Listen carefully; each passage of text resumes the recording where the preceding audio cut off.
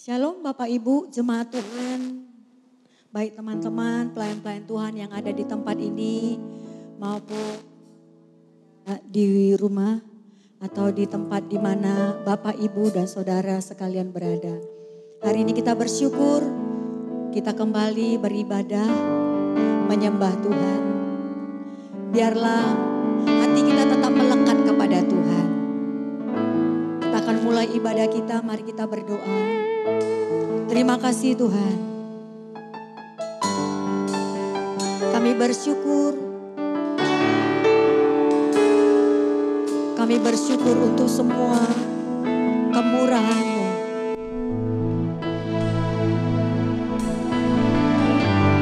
Kami bersyukur untuk penyertaan-Mu dalam seluruh kehidupan kami. Terima kasih. Bersorak-sorailah bagi Tuhan seluruh bumi, beribadahlah dengan sukacita, datanglah ke hadapannya dengan sorak-sorai.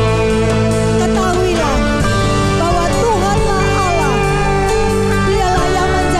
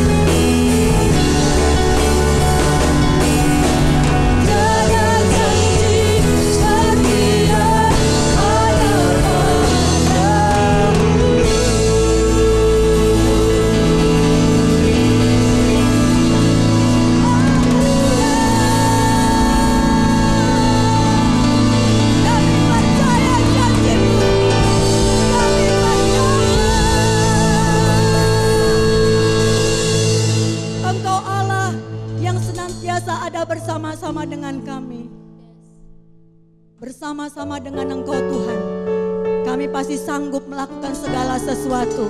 Engkau Allah yang turut bekerja dalam segala sesuatu untuk mendatangkan kebaikan.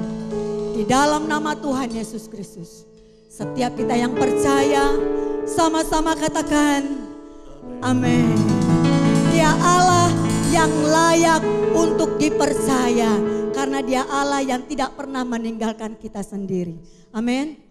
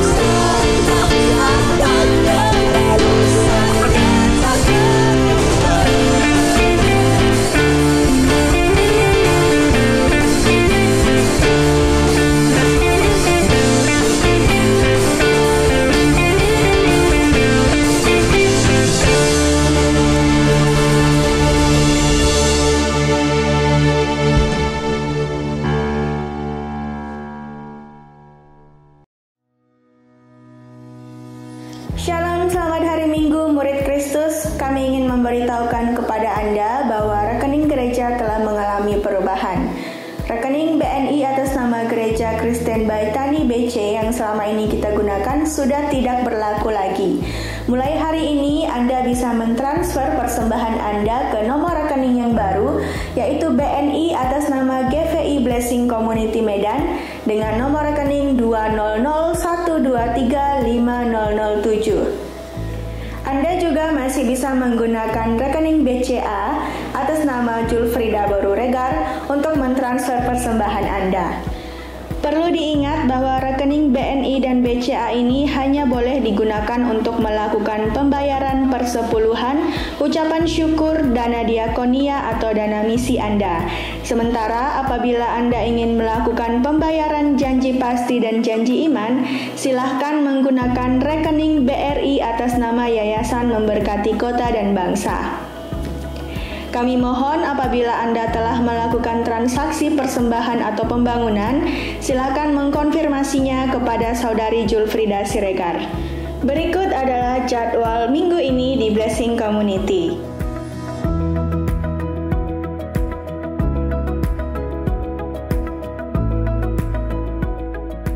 Bila Anda rindu didoakan, silakan hubungi kontak doa atas nama Bapak Kiwan Lawli di nomor berikut.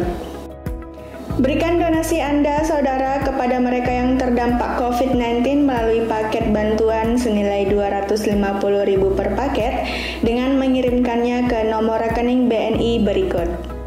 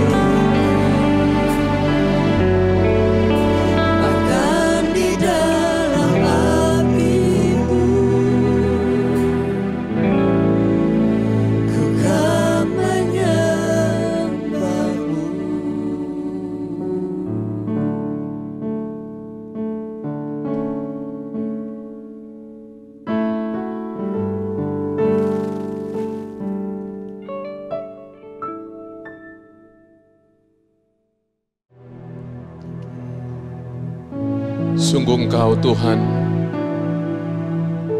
baik bagi jiwa orang-orang yang menantikan Engkau, yang menjadikan Engkau tempat sandaran dalam kehidupannya, yang menggantungkan hidupnya kepadamu. Sungguh Engkau Allah yang baik, di mana jiwa kami mendapatkan ketentraman di tengah-tengah keadaan apapun yang kami alami. Dan ketika kami bernyanyi Tuhan, menyembah-Mu, jiwa kami mendapatkan ketenangan dan ketentraman. Sungguh kami bersyukur kepadamu Tuhan, tempat perlindungan kami.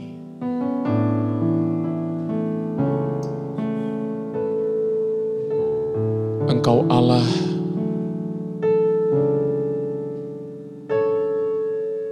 Engkaulah damai sejahtera bagi hidup kami.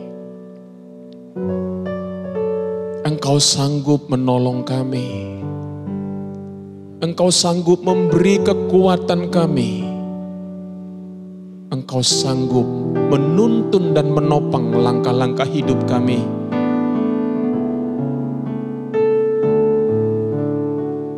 Sampai kedatangan Tuhan yang kedua kali.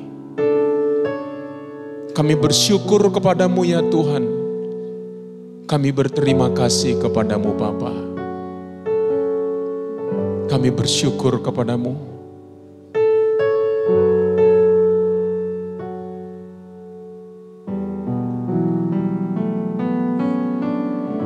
Kami mau mata kami selalu tertuju kepadamu. Allah yang memberikan ketentraman yang besar kepada kami. Terima kasih Bapa Surgawi. Kami bersyukur kepadamu ya Tuhan. Kami berterima kasih. Haleluya. Terima kasih Bapa.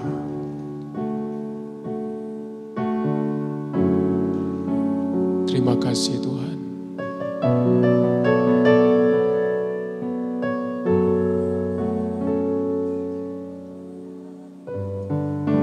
Terima kasih.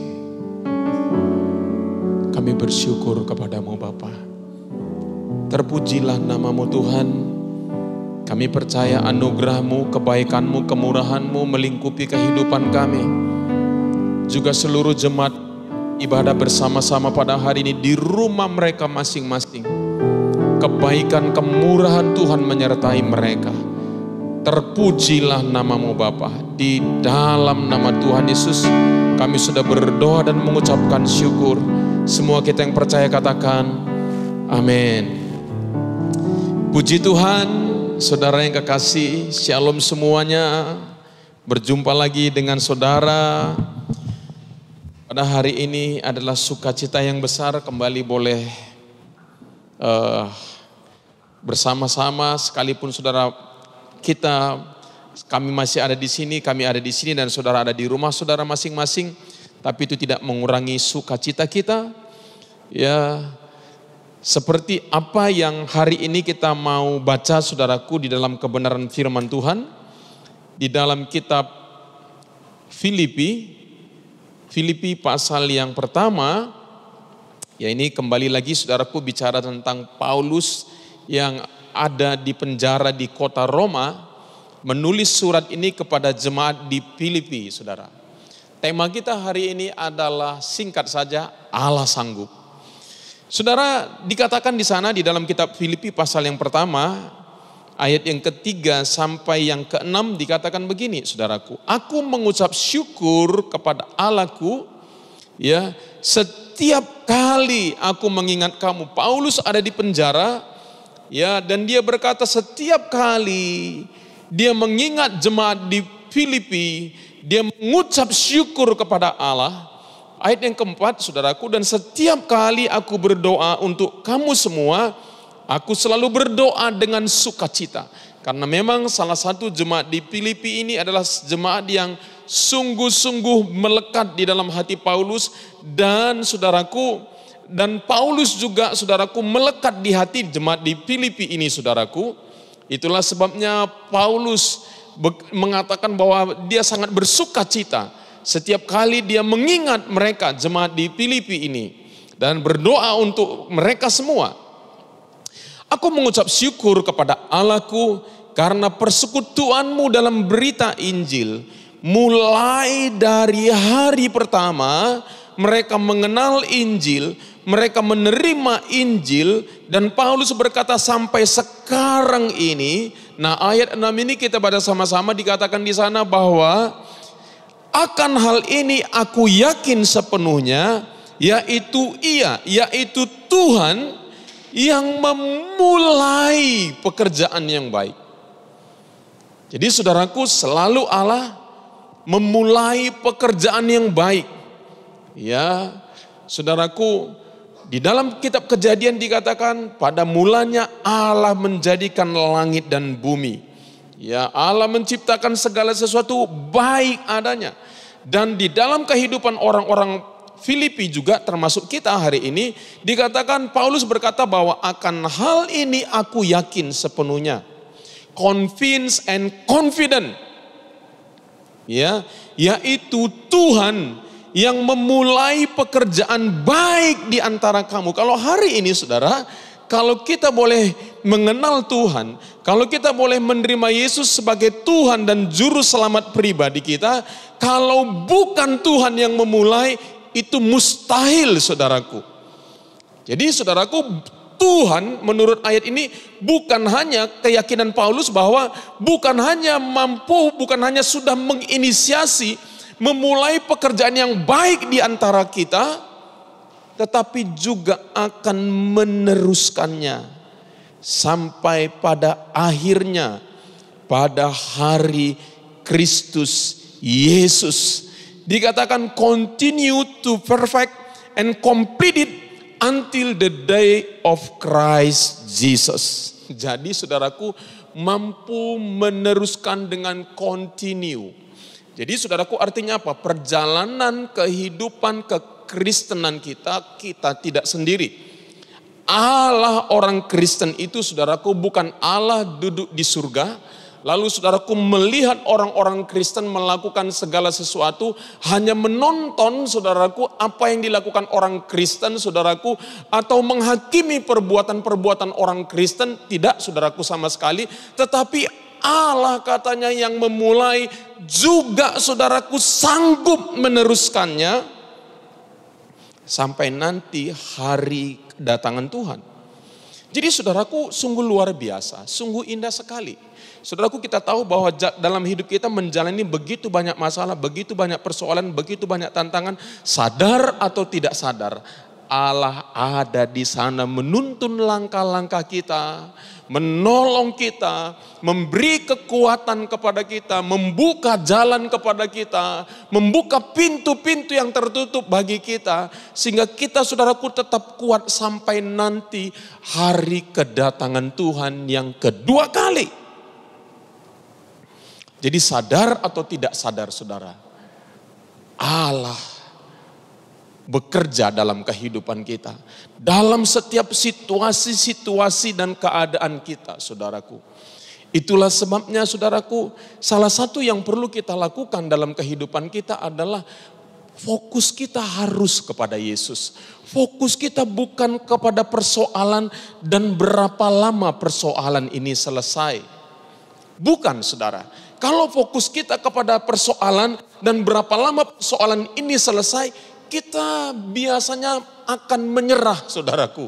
Ya, pada sampai satu titik kita merasa kekuatan kita sudah, saudaraku, pada puncaknya kita bisa menyerah.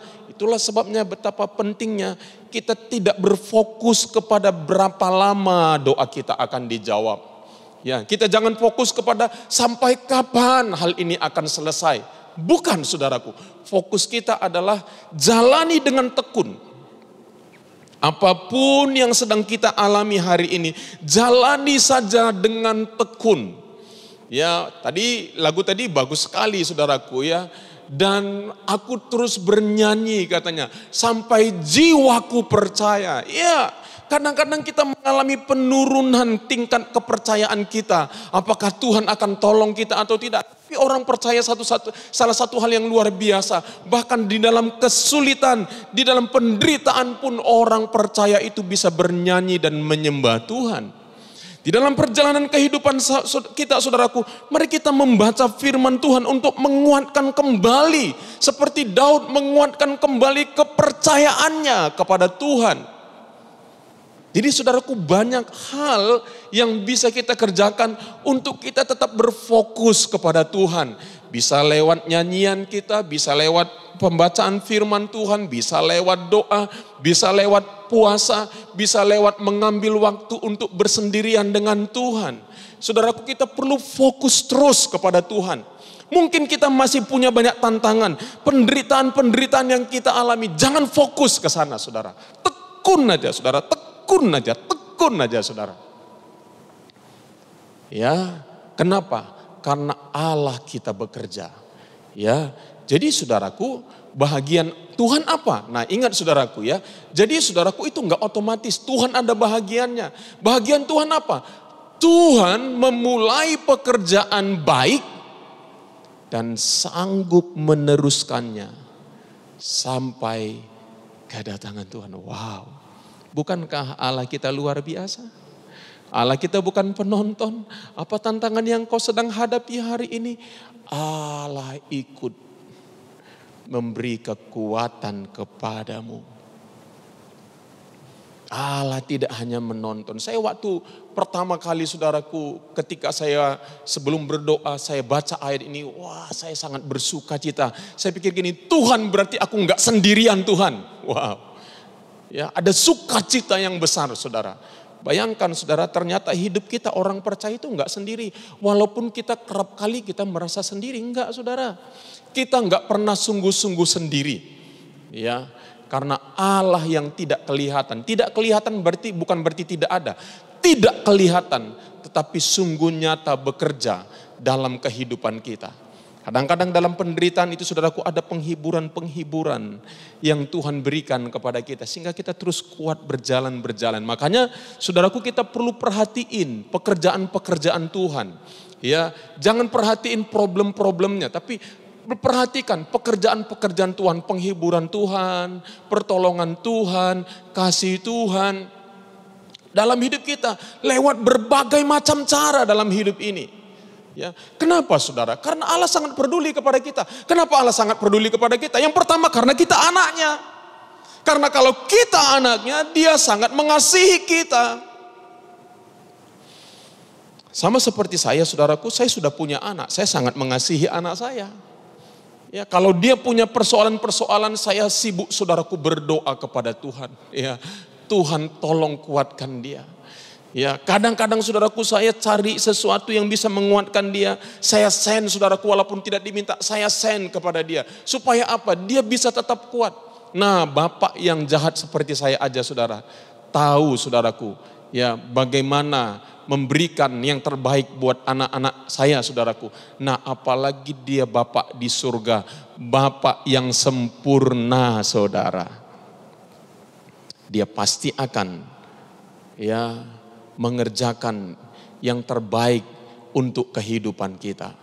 Ya, firman Tuhan menguatkan. Coba dikatakan dalam Roma 11 ayat 36 dikatakan apa? Roma 11 ayat 36. Sebab segala sesuatu adalah dari Dia, bukan hanya dari Dia, tapi juga oleh Dia, dan bukan hanya oleh Dia, tetapi juga kepada Dia. Bagi Dialah kemuliaan sampai selama-lamanya. Keberadaan kita di muka bumi ini sangat penting. Kenapa? Karena keberadaan kita di muka bumi ini sebenarnya bukan untuk diri kita. Kita harus sadar bahwa keberadaan kita di atas muka bumi ini bukan untuk mencapai cita-cita kita, bukan untuk mencapai impian kita, tetapi kita, saudaraku, ada di muka bumi ini untuk rencana Tuhan, untuk impian Tuhan. Dan masing-masing kita berharga di mata Tuhan selain karena Dia sangat mengasihi kita.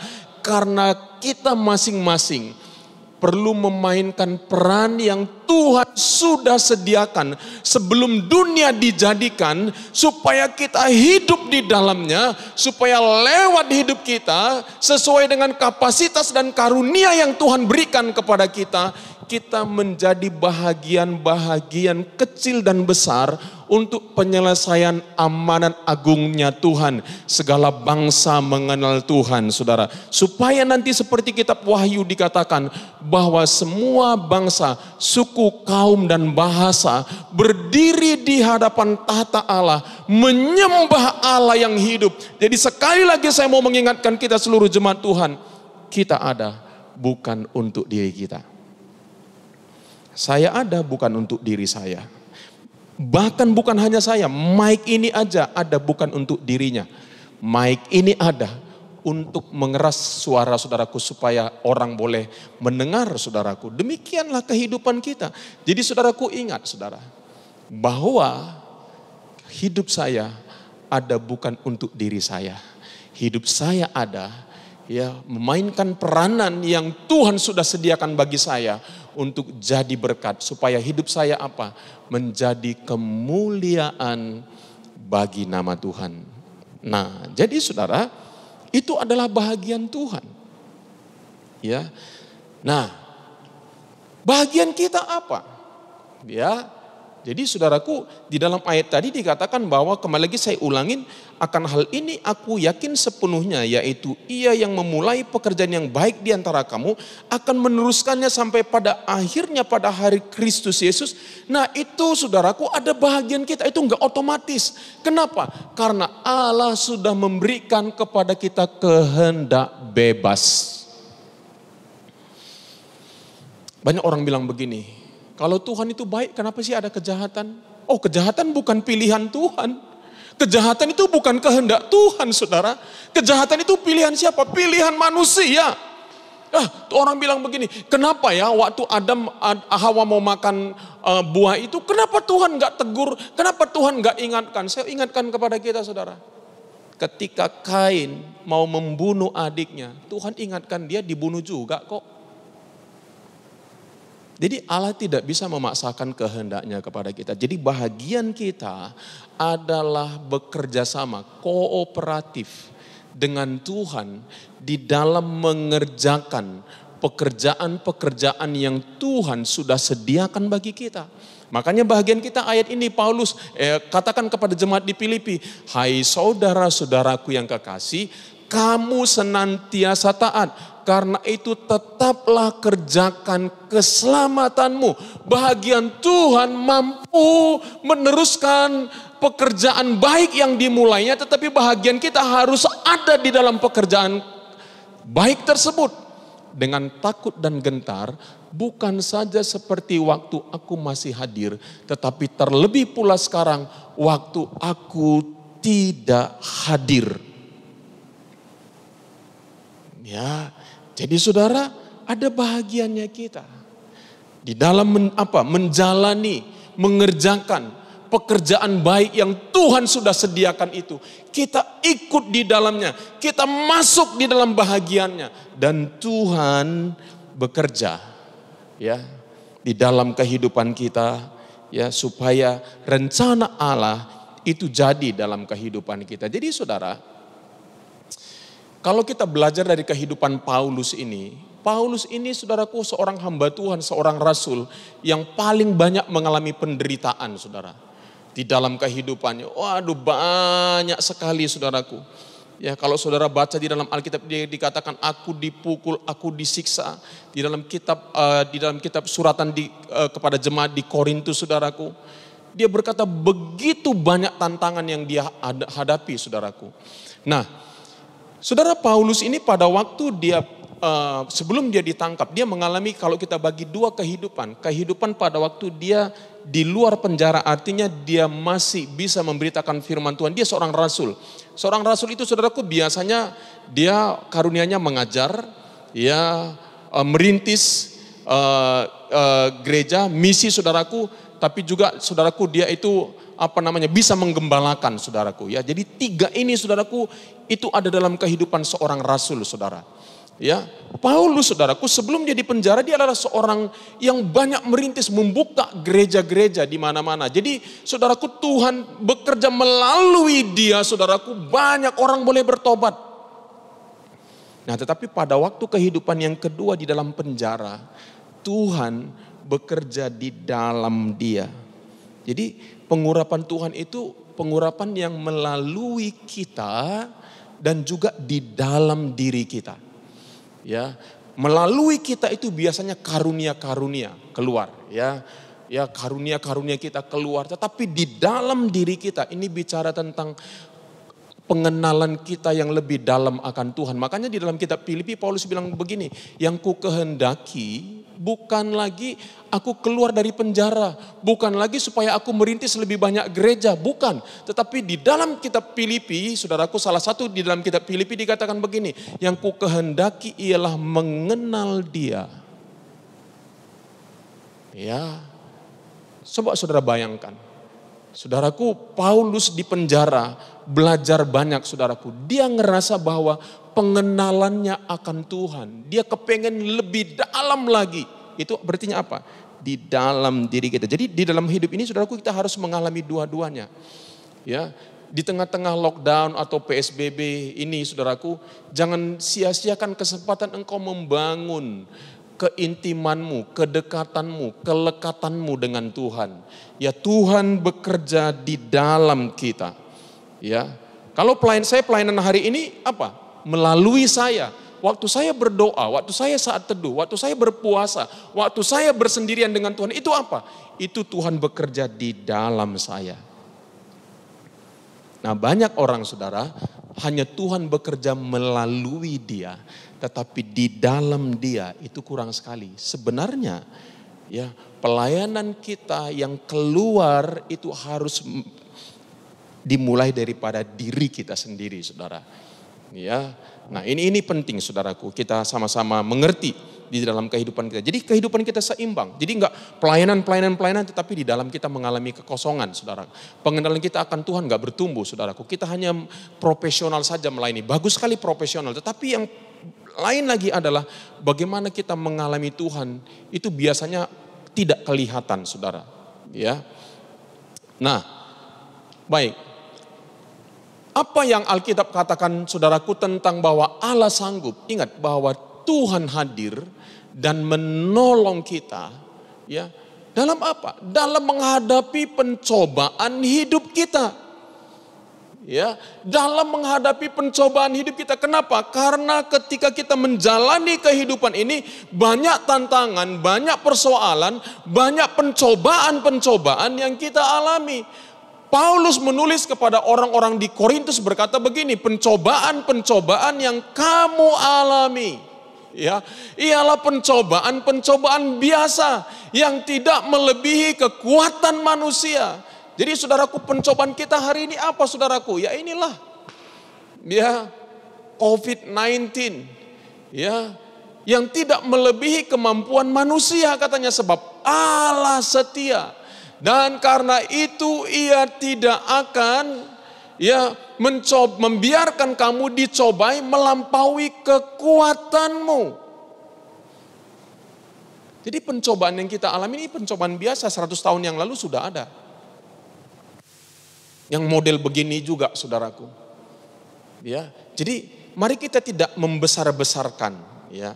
Nah, saudara, kemarin kalau nggak salah Presiden Jokowi berkata mari kita belajar untuk berdamai, ya, dengan COVID-19-nya, bahwa COVID-19 itu ada. Jadi menurut saya berdamainya bukan dengan COVID-19-nya, berdamai dengan keadaan seperti ini.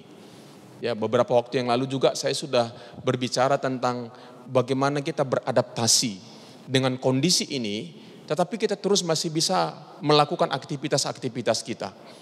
Ya.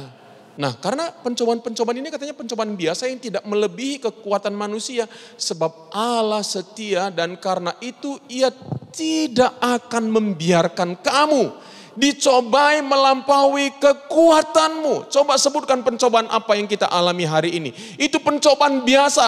Orang sudah pernah mengalaminya. Enggak ada pencobaan yang kita alami. Kayaknya saya satu-satunya di dunia ini yang mengalami hal seperti ini. Enggak ada, saudara.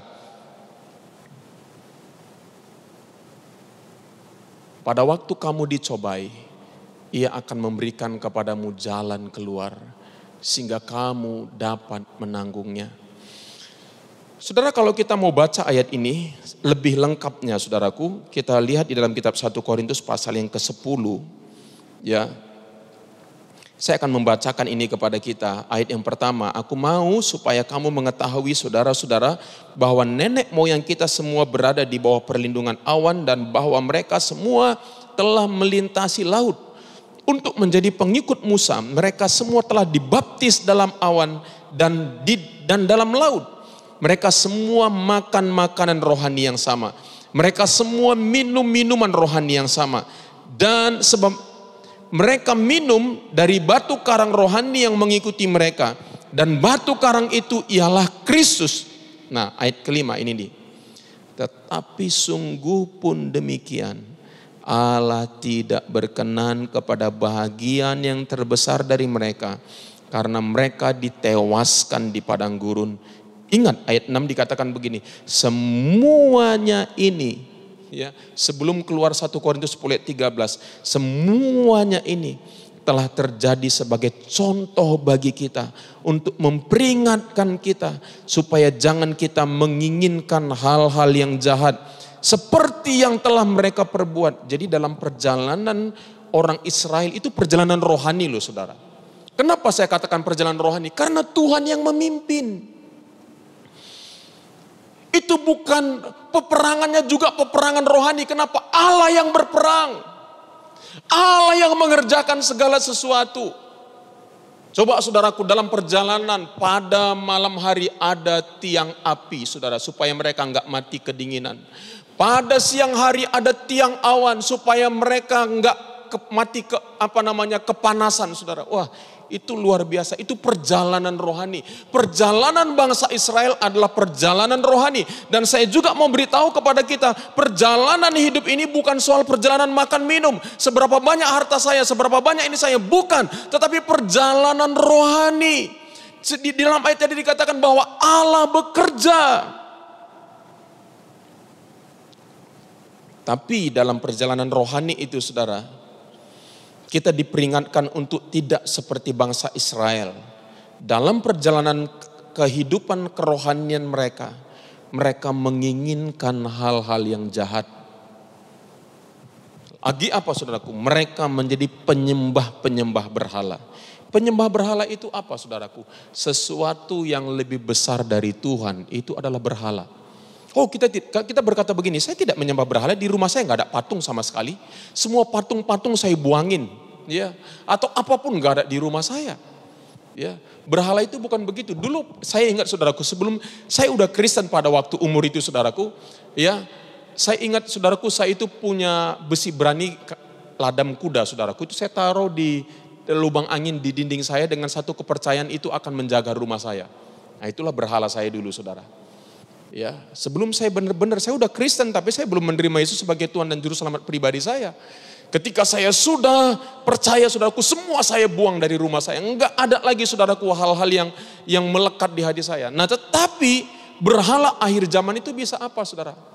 Bisa pelayanan saya, bisa pekerjaan saya, bisa hobi saya, bisa keluarga saya, ya, bisa harta benda saya, saudaraku. Jadi, saudaraku, berhala itu apa? Segala sesuatu yang lebih besar dari Tuhan itu adalah berhala kita. Ya, jadi dalam perjalanan kerohanian kita, saudaraku, Ya, kita bisa menyimpang, menjadikan saudaraku sesuatu menjadi berhala kita. Ada orang imajinasinya yang kotor menjadi berhalanya, saudara. Ya. Dan apalagi saudaraku, bangsa ini katakan, janganlah kita melakukan, maka duduklah bangsa itu untuk makan dan minum, kemudian bangunlah mereka dan bersukaria. Janganlah kita melakukan percabulan. Ingat saudaraku, biasanya itu 3 serangkai ya. Penyembahan berhala, minum minuman keras atau judi, percabulan. Itu biasanya 1 paket, saudara. Ya. Jadi saudaraku, kita diperingatkan, janganlah kita melakukan percabulan seperti yang dilakukan oleh beberapa orang dari mereka. Saudaraku, hari ini tingkat orang-orang melihat pornografi itu sangat tinggi, saudara. Ya, pornografi itu saudaraku bisa merusak otak kita. Itu lebih berbahaya bahkan katanya dari narkoba, saudaraku. Banyak orang nggak bisa bebas dari hal-hal seperti ini, saudara. Saudaraku, kalau orang mau bebas dari hal seperti itu, dia perlu teman, dia perlu pengakuan-pengakuan, dia perlu dikuatkan, dia perlu diteguhkan kembali hidupnya, dia perlu didoakan, saudaraku. Dia perlu ada orang yang dia bisa curhat kepada orang tersebut, saudaraku. Karena untuk melepaskan orang dari hal, bahkan orang-orang Kristen, bahkan pelayan-pelayan Tuhan, saudaraku, tidak tertutup kemungkinan, saudaraku, terlibat dengan hal-hal yang seperti ini, saudara. Ya. Ayat 9 dikatakan apa? Ya, ayat ke-8, janganlah kita melakukan percabulan seperti yang dilakukan oleh beberapa orang dari mereka, sehingga pada 1 hari telah tewas 23.000 orang. Dan janganlah kita mencobai Tuhan seperti yang dilakukan oleh beberapa orang dari mereka, sehingga mereka mati di pagut ular. Wah, ngeri-ngeri saudaraku. Ya, apalagi saudaraku, ya, mencobai Tuhan katanya. Apalagi saudaraku, dosa bangsa Israel. Dan janganlah bersungut-sungut seperti yang dilakukan oleh beberapa orang dari mereka, sehingga mereka dibinasakan oleh malaikat maut. Dikatakan mereka mencobai Tuhan, mereka mati di pagut ular, mereka melakukan percabulan, saudaraku, mereka tewas dengan jumlah orang yang besar, saudaraku. Ya, janganlah bersungut-sungut apa? Dibinasakan oleh malaikat maut. Nah, ayat 11 saya baca lagi. Semuanya ini telah menimpa mereka sebagai contoh dan dituliskan untuk menjadi peringatan bagi kita yang hidup pada waktu di mana zaman akhir telah tiba. Benar saudara, hari-hari ini banyak sekali hamba-hamba Tuhan bicara tentang akhir zaman, banyak sekali. Dan saya percaya juga akhir kedatangan Tuhan kedua kali sudah sangat semakin dekat. Tapi saya percaya ini tidak membuat kita takut. Ya, karena kita tahu Allah kita menyertai kita. Dikatakan Allah sanggup menolong kita. Tetapi mari kita belajar, saudaraku. Jangan seperti bangsa Israel. Bangsa Israel ini dijadikan contoh. Dan ayat 12 peringatan juga buat kita apa? Sebab itu siapa yang menyangka bahwa ia teguh berdiri, hati-hatilah supaya ia jangan jatuh. Barulah ayat 13 keluar firman Tuhannya, pencobaan-pencobaan yang kamu alami ialah pencobaan-pencobaan biasa. Bayangkan saudaraku, betapa sangat menggenaskan. Ya, kalau Allah sendiri yang memimpin mereka, seolah-olah Allah tidak sanggup membawa mereka masuk ke tanah Kanaan. Kenapa saudaraku sepertinya begitu? Karena Allah sudah memberikan kepada kita kehendak bebas. Mari saudaraku, kehendak bebas kita pergunakan bukan untuk menentang perjalanan kekristenan kita dengan Tuhan. Jangan sampai kita menjadi kecewa mengikut Tuhan, saudaraku. Karena mungkin banyak pergumulan, banyak tantangan dalam kehidupan kita. Sehingga saudaraku, banyak orang menjadi kecewa. Tuhan yang memimpin mereka bilang, Musa, kembalikan kami ke tanah Mesir.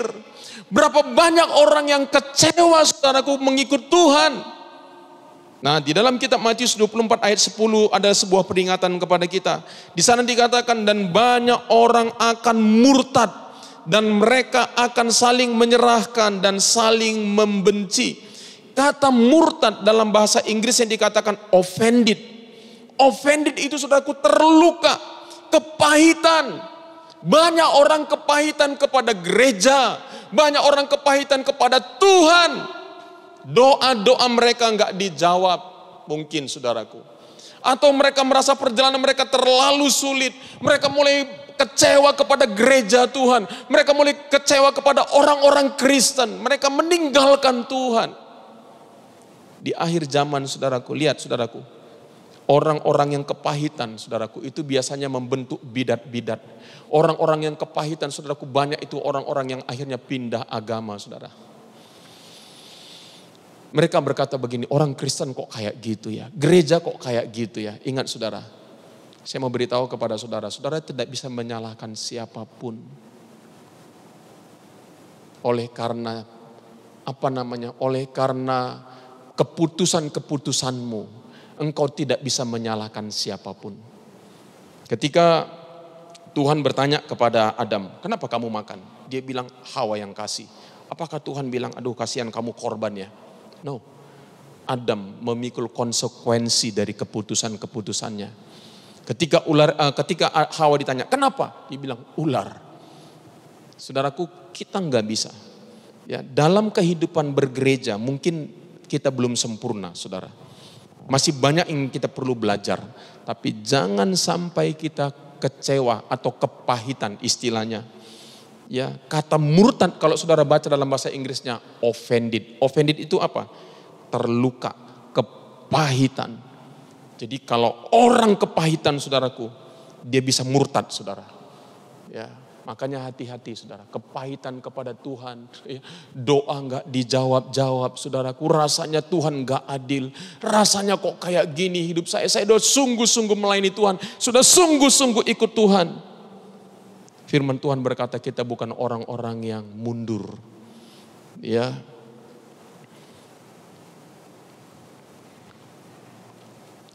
Kalau kita saudaraku tapi ingat, kalau kita orang Kristen sejati saudara, kita mungkin saja bisa jatuh. Kita mungkin bisa gagal, tapi kita akan bangkit kembali seperti Petrus saudaraku.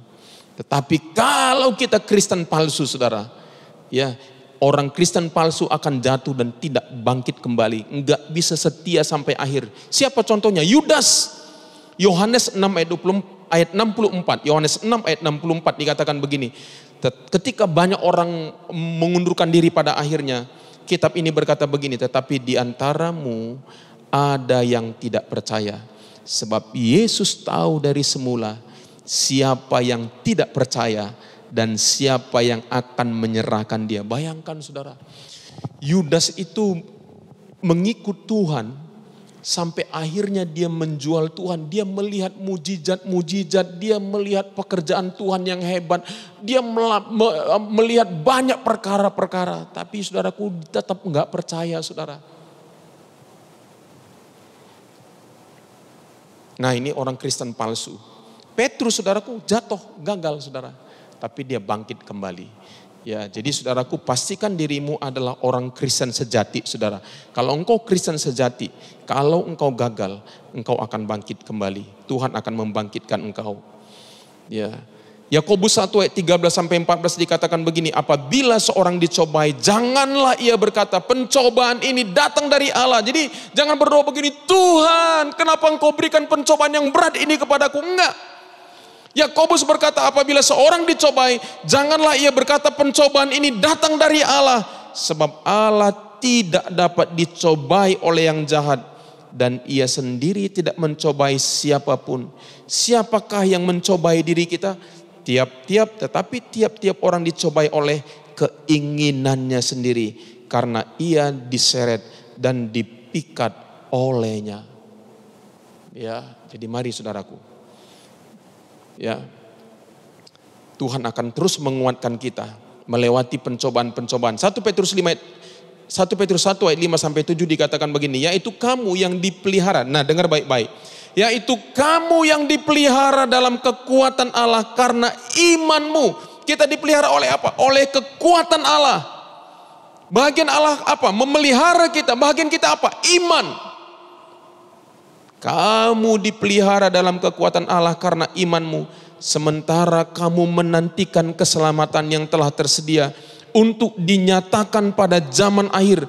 Bergembiralah akan hal itu. Sekalipun sekarang ini kamu seketika harus berduka cita oleh berbagai-bagai pencobaan. Dengar baik-baik. Maksud semuanya itu ialah untuk membuktikan kemurnian imanmu yang jauh lebih tinggi nilainya daripada emas yang fana, yang diuji kemurniannya dengan api, sehingga kamu memperoleh puji-pujian dan kemuliaan dan kehormatan pada hari Yesus Kristus menyatakan dirinya. Saudara suka enggak? Ya, dulu waktu di sekolah ya, saudara dipanggil ke depan, lalu saudaraku dimuliakan oleh gurumu, ya karena prestasimu, karena perbuatanmu, lalu gurumu memuliakan engkau, memberikan aplaus kepadamu dan mengajak semua orang bertepuk tangan kepadamu. Rasanya kerja kerasmu untuk belajar sungguh-sungguh dan akhirnya engkau mendapatkan kemuliaan itu, saudaraku. Saudaraku, engkau merasa, wow, semua kerja kerasmu itu, saudaraku, terbayarlah sudah. Jadi saudaraku, tidak akan pernah ada kemuliaan tanpa penderitaan. Kalau kita mau menjadi orang percaya yang benar-benar, saudaraku, yang sejati, saudaraku, saya mau beritahu sekali lagi, tidak akan ada kemuliaan tanpa melewati penderitaan-penderitaan. Yesus saja udah beritahu, saudaraku. Yesus aja katanya, saudaraku, ya, kalau kita baca di dalam kitab Filipi dikatakan apa, saudaraku? Ya, dia taat sampai mati di kayu salib. Itulah sebabnya Bapa sangat meninggikan dia, memuliakan dia. Jadi kalau hari ini kita menderita oleh karena Tuhan, oleh karena mengikut Tuhan, jangan kita menderita karena apa? Karena dosa kita.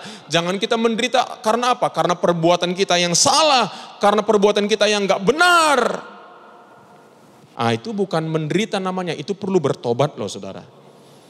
Ya, tapi kalau kita sudah hidup benar, ya, mengikuti kehendak Tuhan, lalu kita menderita karena kita hidup sesuai dengan kebenaran Tuhan. Ya, di tempat pekerjaanmu mungkin karena engkau orang percaya, saudara, engkau tidak dapat promosi, engkau menderita, saudara. Ya, itu engkau menderita karena nama Tuhan. Ya, karena pekerjaan, karena engkau orang Kristen, engkau enggak diberi jabatan puncak, saudaraku. Karena engkau orang percaya, saudaraku. Karena engkau orang percaya lalu engkau disingkirkan, saudaraku.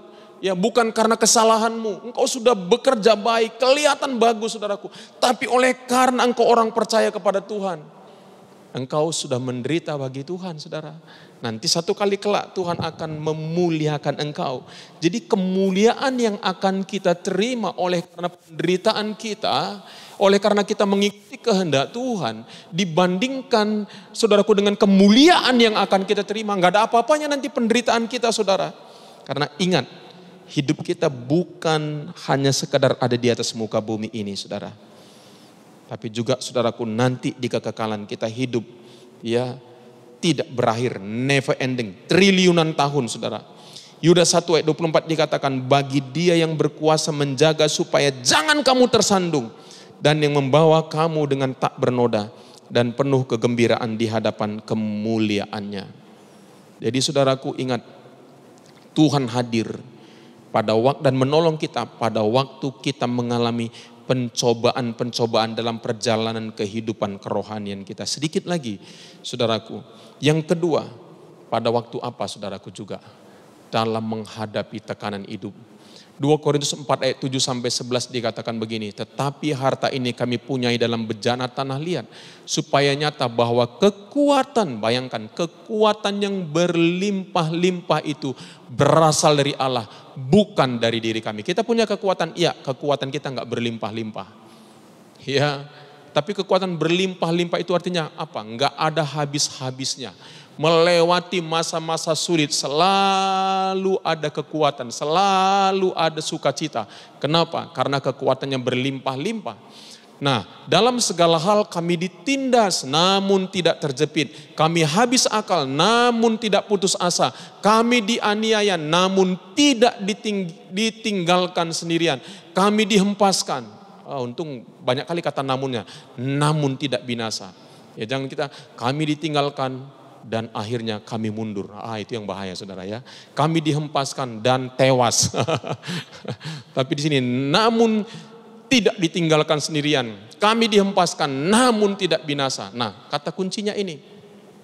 Supaya kekuatan berlimpah-limpah itu bisa bermanifestasi lewat hidup kita. Ayat 10 kata kuncinya. Yuk di sini juga seluruh jemaat Tuhan kita baca. Yang di rumah juga baca. Sama-sama 1, 2, 3 ya. Kami senantiasa membawa kematian Yesus di dalam tubuh kami. Supaya apa? Kehidupan Yesus juga menjadi nyata dalam tubuh kami. Jadi kalau kita mau supaya kehidupan yang berlimpah-limpah itu mengalir dalam hidup kita, kita harus mengalami 2 pengalaman sekaligus. Pengalaman apa? Pertama, pengalaman kematiannya Yesus. Ketika Yesus mati, saudaraku, dia udah gak berespon apa-apa lagi, saudaraku. Sama seperti itu, kalau ego kita mati, barulah kehidupan. Yang kedua, supaya kehidupan Yesus juga menjadi nyata dalam tubuh kami. Jadi ego kita harus mati, saudara. Supaya apa? Yang berespon bukan kita lagi, saudara. Ya, berapa banyak kita ngalamin gini, kayaknya respon-respon kita bukan kita lagi ya. Kayaknya begitu ada persoalan bukan enggak lagi teng gitu ya, rambut seperti berdiri gitu ya. Enggak lagi gitu saudaraku. Rasanya kok udah tenang aja gitu ya. Kita ngerasa damai, padahal banyak masalah kita saudaraku. Kita ngerasa damai, kenapa? Karena kita udah mati. Ego kita udah mati. Jadi kita harus mengalami saudaraku 2 hal. Kematian Yesus sama dengan kematian ego saya. Supaya apa? Kehidupan Yesus menjadi nyata. Jadi saudaraku, Yesus dengan tubuh kebangkitan tidak bisa lagi saudaraku dibendung oleh apapun. Dia bisa melewati tembok saudaraku tanpa penghalang lagi saudaraku. Tubuh kebangkitan. Ya. Nah ayat ini dikatakan sebab kami yang masih hidup ini apa katanya? Terus menerus diserahkan kepada maut. Karena Yesus kita diserahkan kepada maut sekali-sekali atau terus menerus? Terus menerus. Supaya apa? Hidup Yesus menjadi nyata dalam tubuh kita yang fana ini. Jadi kita kalau saudaraku terus menerus ada dalam pergumulan-pergumulan bersyukur. Supaya apa? Supaya kehidupan Yesus itu jadi nyata. Bukan cuma sekali-sekali. Kadang-kadang saudaraku kan contohnya kayak saya dengan Bu Soraya. Kadang-kadang saudaraku ada tiba-tiba ada kemarahan mau meledak. Saya pikir gini. Loh masih ada ini ya. Masih sepertinya ada ini yang belum mati ini. Egonya masih belum mati. Ya kemarahannya masih belum mati gitu saudara. Ya jadi terus supaya apa? Latihan. Ya ternyata saudaraku untuk mati juga perlu latihan saudara ya. Supaya apa? Supaya benar-benar kehidupan Yesus itu bangkit dalam hidup kita. Sampai apa? Sampai nanti orang bisa melihat kehidupan Yesus lewat hidup kita. Nah begitu saudaraku kita mati, kekuatan berlimpah-limpah itu saudaraku akan bekerja dalam hidup kita dan akan menjadi nyata saudaraku. Jadi ingat, bahagian kita, ya bahagian Tuhan menolong kita, bahagian kita adalah di dalam ayat ini kooperatif kita mau mati terhadap diri kita sendiri, mati terhadap ego kita supaya apa? Kekuatan Allah bekerja dalam hidup kita. Dalam pencobaan tadi apa? Kita bertahan, bertekun dalam pencobaan. Bahagian Tuhan apa? Menolong kita memberikan jalan keluar dalam hidup kita. Mari kita berdoa saudara. Mari kita hari ini. Jemaat Tuhan yang dikasihi Tuhan, engkau tidak sendirian. Ya, Paulus berkata, akan hal ini aku yakin sepenuhnya, yaitu Ia, Yesus Tuhan, yang telah memulai pekerjaan baik di antara kamu, akan meneruskannya sampai pada hari kedatangan Tuhan yang kedua kali. Jemaat yang kekasih, tetap bertekun, tetap bertekun, tetap bertekun di dalam kehidupanmu mengikut Tuhan. Mungkin saja kehidupan hari ini pastilah belum seperti apa yang kau inginkan. Bertekun saja, lewati hari lepas hari. Day by day, lewati hari lepas hari. Jangan fokus kepada berapa lamanya. Lewati aja saudara. Fokus kepada Tuhan. Engkau bisa bernyanyi, engkau bisa baca firman Tuhan. Engkau bisa berdoa, bersekutu dengan Tuhan. Allah sanggup menolong kita semuanya.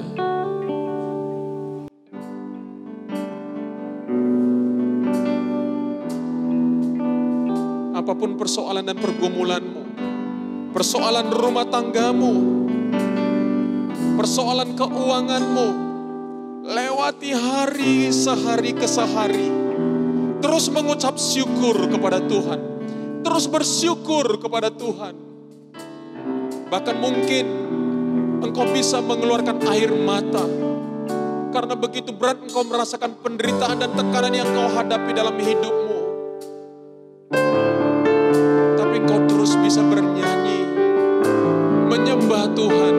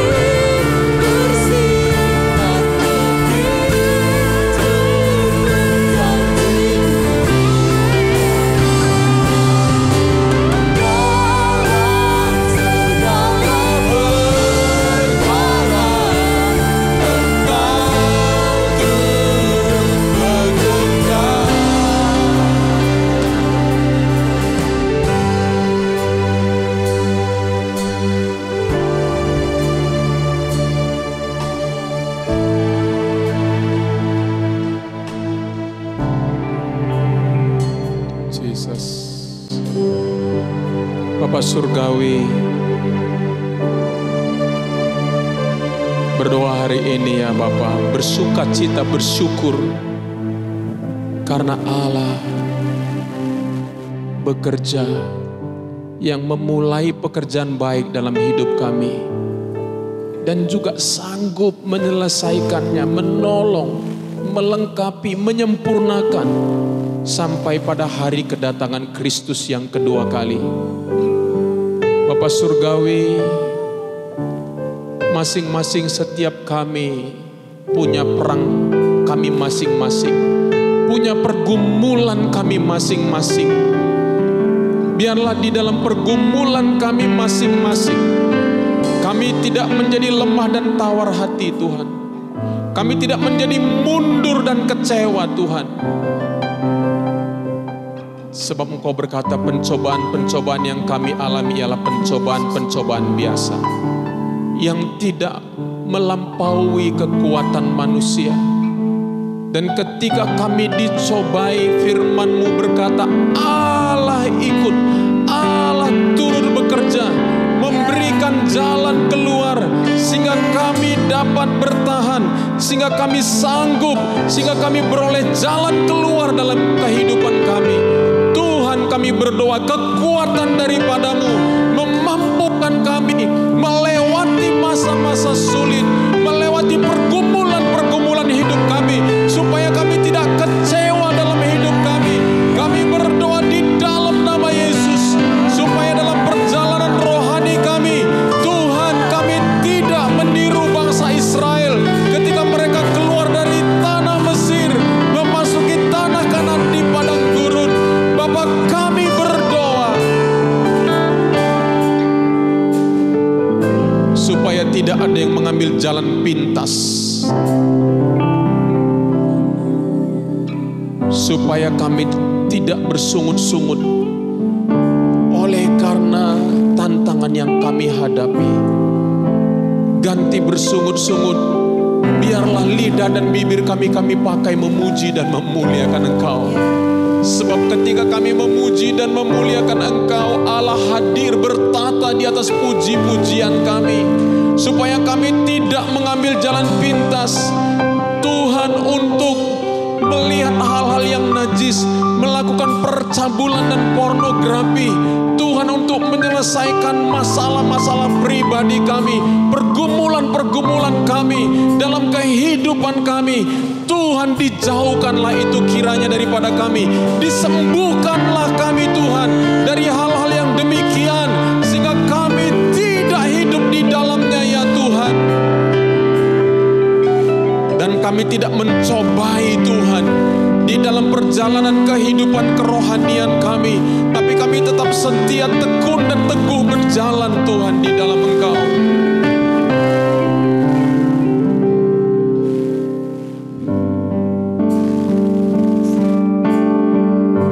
Bapa di surga,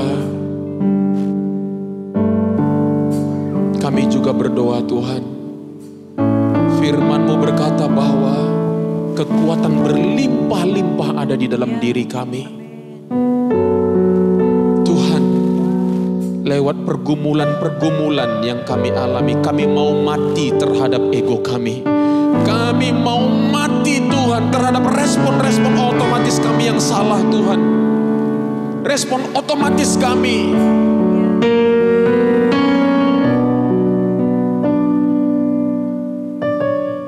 Respon otomatis dari kehidupan kami yang lama. Kami mau mati terhadap itu Tuhan, supaya kehidupan Kristus, kuasa kebangkitan Kristus bekerja lewat hidup kami, sehingga buah-buah roh yang keluar dari hidup kami. Ya Tuhan, terima kasih Tuhan. Kami bersyukur kepadamu Tuhan. Terima kasih Tuhan Yesus. Terima kasih buat ibadah hari ini. Tuhan, lawat umat-Mu masing-masing di rumah mereka masing-masing. Pribadi lepas pribadi, keluarga lepas keluarga. Lawatan Tuhan, jamahan Tuhan terjadi. Kemerdekaan, kelepasan, kelegaan, kemerdekaan. Di dalam nama Yesus ada sukacita, sebab Allah bekerja. Allah bekerja. Allah sanggup menolong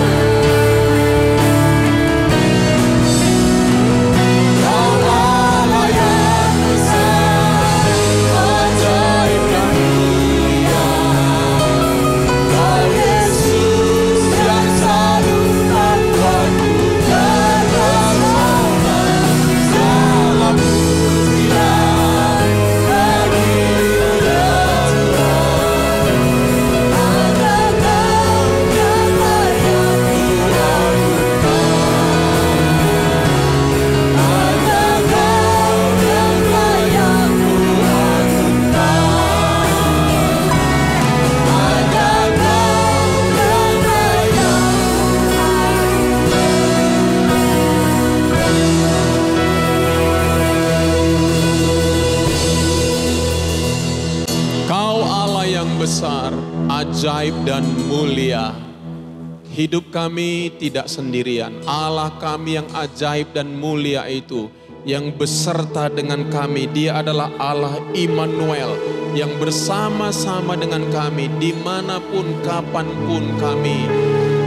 Dimanapun kami berada dan kapanpun Engkau ada bersama-sama dengan kami. Kami bersyukur kepadamu Tuhan pada hari ini. Kami berterima kasih kepadamu. Jemaat Tuhan yang kekasih, Kau di rumahmu masing-masing, mari kita semua bangkit berdiri. Kita tutup ibadah kita dengan berdoa seperti yang Yesus ajarkan kepada murid-muridnya, doa Bapa kami. Bapa kami yang di surga, dikuduskanlah namamu, datanglah kerajaanmu, jadilah kehendakmu di bumi seperti di surga. Berikanlah kami pada hari ini makanan kami yang secukupnya, dan ampunilah kami akan kesalahan kami, seperti kami juga sudah mengampuni orang yang bersalah kepada kami. Dan janganlah membawa kami ke dalam pencobaan, tetapi lepaskanlah kami daripada yang jahat, karena Engkau-lah yang punya kerajaan dan kuasa dan kemuliaan sampai selama-lamanya. Jemaat Tuhan, mari kedangkan tanganmu, terimalah berkat Tuhan. Tuhan memberkati engkau dan melindungi engkau. Tuhan menyinari engkau dengan wajahnya dan memberi engkau kasih karunia. Tuhan menghadapkan wajahnya kepadamu dan memberi engkau damai sejahtera. Terima kasih Bapa, kami terima berkat-Mu di dalam nama Allah Bapa, Putra dan Roh Kudus, di dalam nama Tuhan Yesus. Semua kita yang percaya katakan amin. Amin. Puji Tuhan. Tuhan memberkati kita semua.